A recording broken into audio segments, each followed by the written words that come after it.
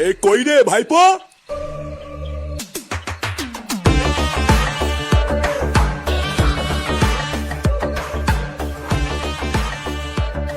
ভালো করে দেখ তো ভাইপো, তুই যেটাকে তুলে আনতে বলেছিলি সেটাই সেটা তো? হ্যাঁ, এটাই সেই পল্টুর মেয়ে। শান্তির ছেলেটা এবার মেয়েকে না পেয়ে বুঝবে কেমন লাগে। যা, ওকে নিয়ে গিয়ে গোডাউনের এক কোণে হাত পা বেঁধে ফেলে রাখ গিয়ে। আর নজর রাখবি যেন কোনোভাবে পালাতে না পারে। হ্যাঁ, আর একবার যদি পল্টু জানতে পারে ওর মেয়ে এখানে আছে, তাহলে কিন্তু কাউকে ছাড়বে না। আমার পিছনে লাগা, এবার ওই সুরের বাচ্চা সব রস আমি একটু একটু করে বের করে নেবো।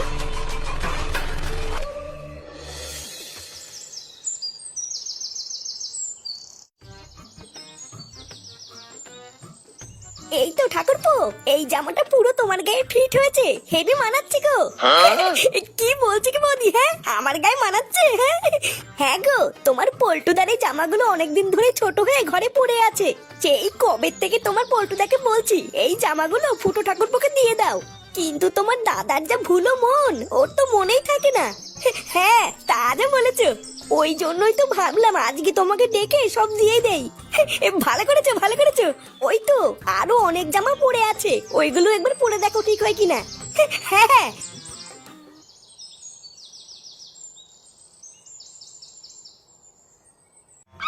এইটা কিন্তু সেরা। এই গেঞ্জিটা পরে দেখে কেমন লাগে? হ্যাঁ ফুটা, পল্টু, তুই এখন আমার বাড়িতে কি করছিস? আর তুই জামা খুলেছিস কেন? আরে শোনোই না, ফুটু ঠাকুরপোকে আমি ডেকেছিলাম। হ্যাঁ রে পল্টু, বৌদি আমাকে ডেকেছিল। ও, তার মানে আমি যখন বাড়ি থাকি না তখন বাড়িতে আমার পিছনে এইসব হয়? এইসব হয় মানে কি বলছো তুমি? চুপ শালা, যেই দেখেছিস আমি মেয়েকে স্কুলে দিতে গেছি আর ওই ফাঁকে তুই ঘরে নাং ঢুকেছিস। পল্টু, এইসব তুই কি বলছিস? তুই আমাকে ভুল বুঝছিস না ভাই। আরে বৌদি তো তোর পুরনো জামা প্যান্ট গুলো আমাকে দেওয়ার জন্য ডেকেছিল। চুপ শালা, আমি কি বুকাচ্ছি না নাকি? আমি কিছু বুঝি না তাই না? তুই বাড়া কত বড় বারোচুদা সেটা আমি খুব ভালো করে জানি। দাঁড়া মাগি, তোর বাপকে ডেকে আজকে আমি তোকে ডিভোর্স দেবো। তুমি ভুল বুঝছো আমাকে। আর শান্তির ছেলে, তোর বাড়িতে বউ থাকার পরও তুই আমার সর্বনাশ করে দিলি তো। দাঁড়া, এবার দেখ আমি কি করি। কি শিক্ষা দিয়েছেন আপনার ছেলেকে? নিজের বউ থাকা সত্ত্বেও অন্যের বউর সাথে নোংরামি করে বেড়ায়। আপনারা কি আপনার ছেলেকে এইসব শিখিয়েছেন যে পাড়ায় গিয়ে বন্ধুদের সাথে লকপক করা? আপনারা না সব এক একটা ছোট লোকের বাচ্চা। ছি, ওদের বালগুলো মানুষ যখন করতে পারবেন না তখন জন্ম দেন কেন? আমার মা, বাবা, বউ, বাড়ির সবার সামনে আমার মান সম্মান পুরো মাটিতে মিশে গেছিল। সবাই ভাবলো আমি খারাপ, আমি পল্টুর বউর সাথে নোংরামি করেছি। কিন্তু লেওরা আমার নামা ফুটো, অত সহজে তো আমি ছাড়বো না। তাই সেই দিনকেই আমি ঠিক করে নিয়েছিলাম এর প্রতিশোধ তো আমি নেবই।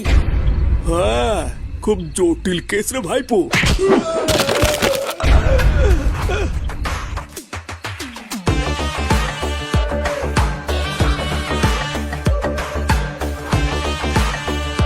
পল্টু, তোর না দাঁড়িয়ে দাঁড়িয়ে কেমন লেওড়া দেখছিস নাকি? জাগিয়ে মার।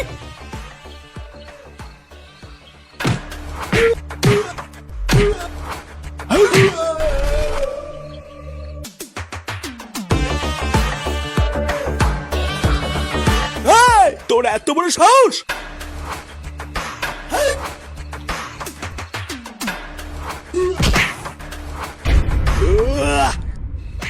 এই রে, মানে মানে মনে হচ্ছে এখান থেকে কেটে পড়তে হবে।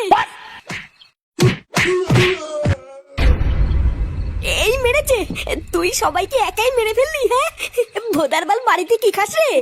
দেখ পল্টু, তুই কিন্তু আমাকে মারবি না, আমি কিন্তু সেরকম কিছু করিনি। হ্যাঁ, বিশেষ কর আমি এসব কিছু করতে চাইনি। সত্যি রে ভাই, আমি এসব কিছু সত্যি করতে চাইনি। এই যে এই চুদি ভাইয়ের জন্য এইসব হয়েছে জানিস?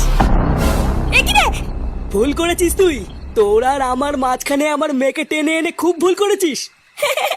পল্টু, কি সব বলছিস? হ্যাঁ, লেওরা তুই কি ভুলে গেছিস আমি আর তুই বন্ধু রে বন্ধু? হ্যাঁ, তোর মতন বন্ধুর মাকে আমি প্রণাম করি।